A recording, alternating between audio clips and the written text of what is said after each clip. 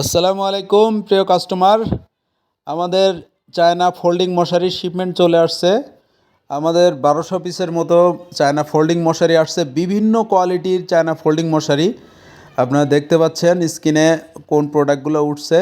এই মশারিগুলো সব আসছে যাদের যে সকল কাস্টমারদের প্রি অর্ডার ছিল, আমরা দ্রুত ডেলিভারি করার চেষ্টা করতেছি এবং যারা অর্ডার করছেন ইনশাল্লাহ খুব দ্রুত অর্ডার পেয়ে যাবেন।